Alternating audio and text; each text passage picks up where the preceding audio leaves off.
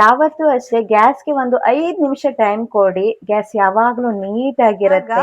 ಈ ಬರ್ನರ್ ಅಲ್ಲಿ ನೀವೀಗ ನೋಡ್ಬೋದು ಎಷ್ಟೊಂದು ಗಲೀಜಾಗಿದೆ. Hey guys, welcome back to our YouTube channel. Let's go. Hi ನಮಸ್ತೆ, welcome back to our YouTube channel. So ಇವತ್ತಿನ ವಿಡಿಯೋದಲ್ಲಿ ನಾನು ನಿಮ್ಮ ಜೊತೆ ಶೇರ್ ಮಾಡ್ತಾ ಇರೋದು gas cleaning.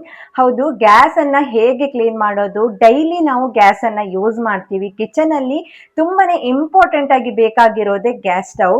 So gas stove ಅನ್ನ ನಾವು ಡೈಲಿ ಹೇಗೆ ಯೂಸ್ ಮಾಡ್ತೀವಿ, ಹಾಗೆ ಹೇಗೆ ಕ್ಲೀನ್ ಮಾಡಿ ಇಟ್ಕೊಳ್ತೀವಿ ಅನ್ನೋದರ ಬಗ್ಗೆ ಇವತ್ತಿನ ವಿಡಿಯೋನ ಶೇರ್ ಮಾಡ್ತೀನಿ. ಇವತ್ತಿನ ವಿಡಿಯೋದಲ್ಲಿ ಗ್ಯಾಸ್ ಸ್ಟವ್ ಕ್ಲೀನ್ ಮಾಡೋದರ ಜೊತೆಗೆ ನಾನು ಬರ್ನರ್ ಅನ್ನ ಹೇಗೆ ಕ್ಲೀನ್ ಮಾಡೋದು ಅನ್ನೋದನ್ನ ಮೊದಲಿಗೆ ಶೇರ್ ಮಾಡ್ತೀನಿ.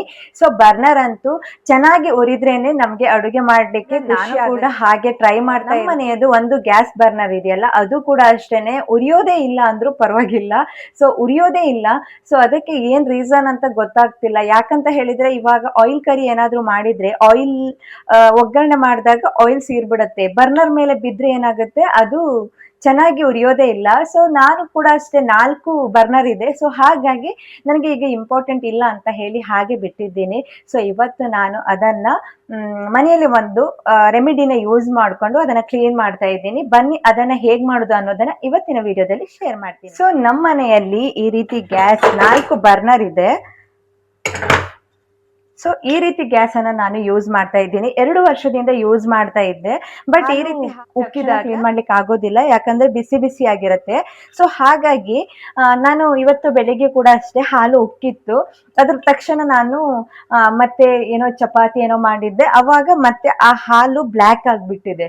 ಸೊ ಇವಾಗ ಅದನ್ನು ಕೂಡ ಕ್ಲೀನ್ ಮಾಡ್ಬೇಕು. ಜೊತೆಗೆ ಇಲ್ಲಿ 4 ಬರ್ನರ್ ಇದೆ. ಈ ಬರ್ನರ್ ಬಂದು ಚೆನ್ನಾಗಿ ಅದು ಗ್ಯಾಸ್ ಹತ್ತೋದೇ ಇಲ್ಲ. ಸೊ ಒಮ್ಮೆ ತೋರಿಸ್ತೀನಿ. ಸೊ ಬೆಳಿಗ್ಗೆ ಅಡುಗೆ ಎಲ್ಲ ಆದ್ಮೇಲೆ ನಾನು ಮನೆಯೆಲ್ಲ ಕ್ಲೀನ್ ಮಾಡ್ಲಿಕ್ಕೆ ಹೊರಟಿದ್ದೆ. ಸೊ ಪಾತ್ರೆನೆಲ್ಲ ವಾಶ್ ಮಾಡ್ಬಿಟ್ಟು ಇವಾಗ ಗ್ಯಾಸ್ ಕ್ಲೀನಿಂಗ್ ಅಂತ ಬಂದೆ. ಸೊ ಹಾಗೆ ಕೆಲವರಿಗೆ ಈ ಬರ್ನರ್ ಎಲ್ಲ ಚೆನ್ನಾಗಿ ಉರಿಯೋದಿಲ್ಲ.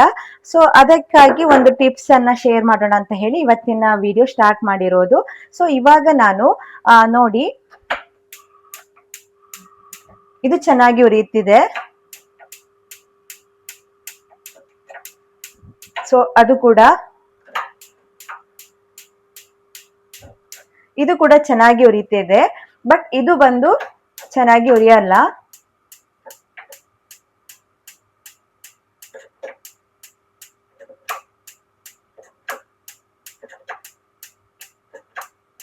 ಇಲ್ಲ, ಗ್ಯಾಸ್ ಉರಿಯೋದೇ ಇಲ್ಲ. ಅದು ಬಂದು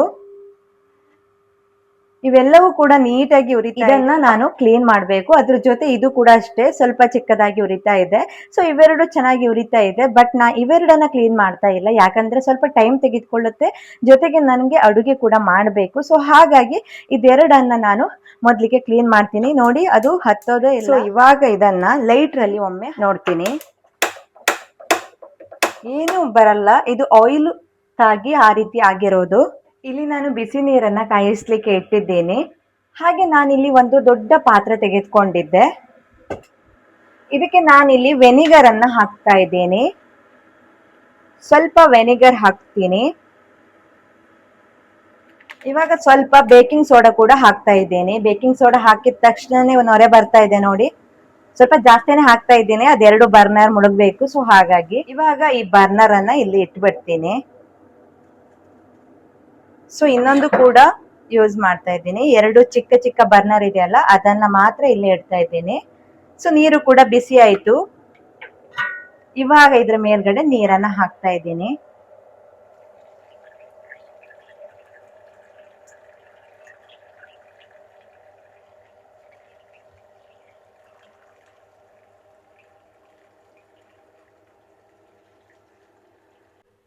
ಇಷ್ಟೊಂದು ನೀರನ್ನ ಹಾಕಿದ್ದೀನಿ. ಸೊ ಇದನ್ನ ಒಂದು ಅರ್ಧ ಗಂಟೆ ಹಾಗೆ ಬಿಡ್ಬೇಕು. ಅದಕ್ಕೂ ಮೊದಲು ಒಮ್ಮೆ ಇದನ್ನ ಚೆನ್ನಾಗಿ ಮಿಕ್ಸ್ ಮಾಡ್ಕೊಳ್ತೀನಿ. ಸೊ ನಾನಿಲ್ಲಿ ಓಪನ್ ಮಾಡಿ ಹಾಕ್ಬೇಕಿತ್ತು, ನೋ ಪ್ರಾಬ್ಲಮ್. ಸೊ ಇವಾಗ ಉಲ್ಟಾ ಹಾಕ್ಬಿಡ್ತೀನಿ. ಸೊ ಬಿಸಿ ಆಗಿರೋದ್ರಿಂದ ಸ್ಪೂನ್ ಇಂದ ಮಾಡ್ತಾ ಇದ್ದೀನಿ.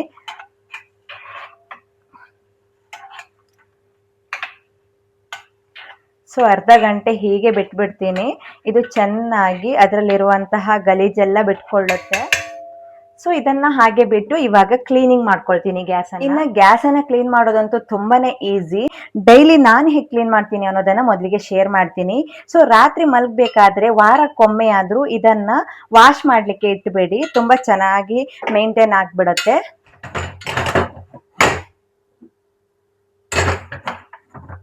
ಇನ್ನ ಇವಾಗ ಈ ಬರ್ನರ್ ಅಲ್ಲಿ ನೀವೀಗ ನೋಡ್ಬೋದು ಎಷ್ಟೊಂದು ಗಲೀಜಾಗಿದೆ.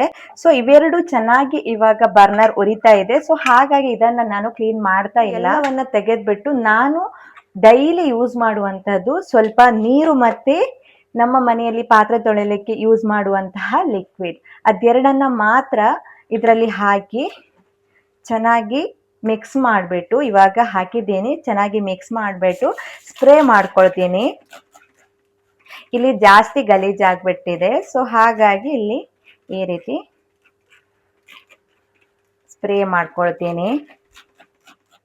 ನಂತರ ನಾನು ಈ ರೀತಿ ಒಂದು ಸ್ಕ್ರಬ್ಬರ್ ತೆಗೆದುಕೊಳ್ತೀನಿ, ಅಥವಾ ಪಾತ್ರೆ ತೊಳುವಂತ ಯಾವುದೇ ಸ್ಕ್ರಬ್ಬರ್ ಕೂಡ ಯೂಸ್ ಮಾಡಬಹುದು. ಸೊ ಮೊದಲಿಗೆ ಇದನ್ನ ಬೇಕು.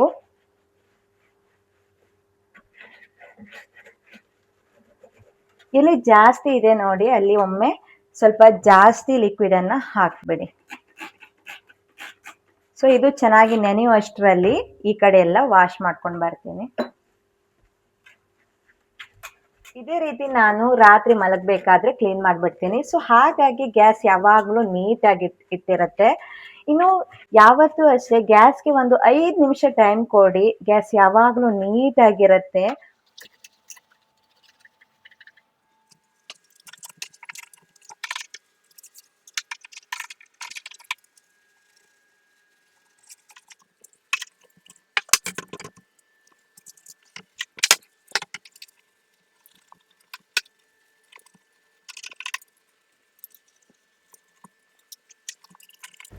ಮೊದಲಿಗೆ ನಾನು ಸೋಪ್ ವಾಟರನ್ನು ಸ್ಪ್ರೇ ಮಾಡಿಕೊಂಡು ಒಮ್ಮೆ ಸ್ಕ್ರಬ್ಬಿಂದ ಚೆನ್ನಾಗಿ ವಾಶ್ ಮಾಡಿದ್ದೀನಿ. ಸೊ ಹಾಲೇನಾದರೂ ಉಕ್ಕಿದ್ರೆ ಮಾತ್ರ ಆ ರೀತಿ ಮಾಡಿದರೆ ಸಾಕು, ಇಲ್ಲಂತಾದರೆ ನಾರ್ಮಲಾಗಿ ಬಟ್ಟೆಯಿಂದ ಕ್ಲೀನ್ ಮಾಡಬಹುದು. ನಂತರ ನಾನು ಬಟ್ಟೆಯನ್ನು ಒದ್ದೆ ಮಾಡಿ ಚೆನ್ನಾಗಿ ಅದನ್ನು ಕ್ಲೀನ್ ಮಾಡಿಕೊಂಡೆ. ಕೊನೆಗೆ ನಾವು ಡ್ರೈ ಕ್ಲೋತಿಂದ ಕೂಡ ಕ್ಲೀನ್ ಮಾಡ್ಕೋಬಹುದು. ಸೊ ಫೈನಲಿ ನೋಡ್ಬೋದು ನೀಟಾಗಿ ಕ್ಲೀನ್ ಆಯಿತು. ಆದರೂ ಕೂಡ ಇಲ್ಲಿ ಸೈಡಲ್ಲಿ ಸ್ವಲ್ಪ ಬ್ಲ್ಯಾಕ್ ಕಾಣಿಸ್ತಾ ಇದೆ ಅಲ್ಲ. ಸೊ ಇವಾಗ ನಾವು ಇದಕ್ಕೆ ಸ್ವಲ್ಪ ಸೋಪ್ ವಾಟರ್ ಅನ್ನ ಹಾಕಿ, ಈ ರೀತಿ ಬ್ರಷ್ ಸಿಗುತ್ತೆ ಅಥವಾ ಮನೆಯಲ್ಲಿ ಇರುವಂತಹ ಟೂತ್ ಬ್ರಷ್ ಇದೆಯಲ್ಲ ಅದನ್ನು ಕೂಡ ಯೂಸ್ ಮಾಡ್ಕೊಂಡ್ರೆ ಚೆನ್ನಾಗಿರತ್ತೆ. ಸೊ ಅದನ್ನ ಈ ರೀತಿ ಉಜ್ಜಿದ್ರೆ ಆಯ್ತು, ತುಂಬಾ ನೀಟಾಗಿ ಹೋಗ್ಬಿಡತ್ತೆ.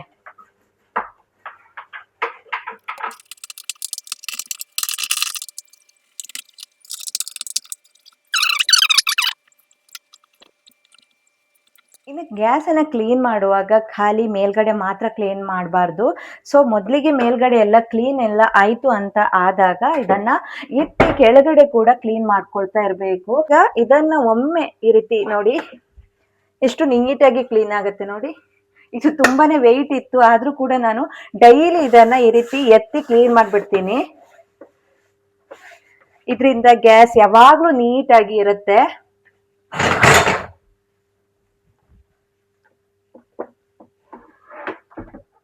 ಸದ್ಯಕ್ಕೆ ಇದೆರಡು ಬರ್ನರ್ ಅನ್ನ ಹಾಕಿ ನಾನು ಅಡುಗೆನ ಮಾಡಿ ಮತ್ತೆ ಸಿಗ್ತೀನಿ.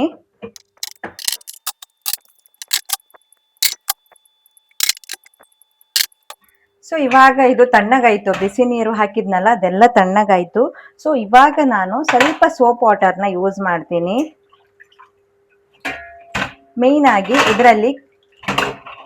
ಇದರಲ್ಲಿ ಕಸ ಎದ್ಬಿಡತ್ತೆ. ಸೊ ಹಾಗಾಗಿ ಅದು ಚೆನ್ನಾಗಿ ಉರಿಯೋದಿಲ್ಲ. ಸೊ ಇವಾಗ ನಾನು ಡೈಲಿ ಯೂಸ್ ಮಾಡುವಂತಹ ಲಿಕ್ವಿಡ್ ಇದೆಯಲ್ಲ ಅದನ್ನ ಯೂಸ್ ಮಾಡಿಕೊಂಡು ಕ್ಲೀನ್ ಮಾಡ್ಕೊಳ್ತೀನಿ. ಇದೇ ಬ್ರಷ್ ಇಂದನೇ ಕ್ಲೀನ್ ಮಾಡ್ಕೊಳ್ತೀನಿ.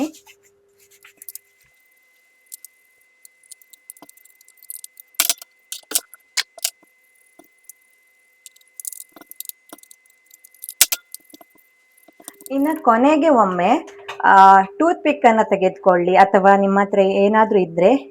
ಸೊ ಈ ರೀತಿ ಹೋಲಲ್ಲಿ ಕಸ ಇರತ್ತೆ. ಸೊ ಒಮ್ಮೆ ಹೋಲ್ಗೆ ಈ ರೀತಿ ಟೂತ್ ಪಿಕ್ ಯಾವುದಾದ್ರೂ ಹಾಕಿ ಕಸವನ್ನ ತೆಗಿಬೇಕು. ಸೊ ಫೈನಲಿ ಕ್ಲೀನ್ ಆಯ್ತು.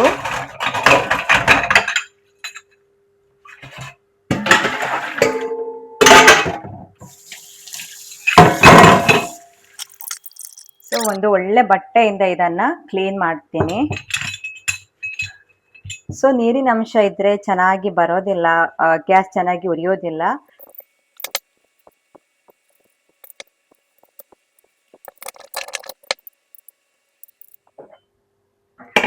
ಇಲ್ಲಿ ಸೊ ಇವಾಗ ಬರ್ನರ್ ಅನ್ನ ಹಾಕ್ಬಿಡ್ತೀನಿ.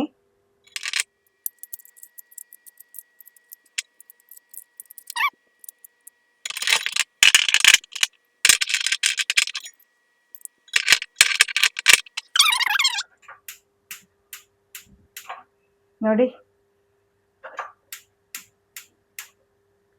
ಸೊ ಅದು ಕೂಡ ಅಷ್ಟೇನೆ ಉರಿಲಿಕ್ಕೆ ಸ್ಟಾರ್ಟ್ ಆಯ್ತು. ಸೊ ನೋಡಿದ್ರಲ್ಲ, ಇದು ಕೂಡ ಅಷ್ಟೇ ಚೆನ್ನಾಗಿ ಉರಿಲಿಕ್ಕೆ ಸ್ಟಾರ್ಟ್ ಆಯ್ತು.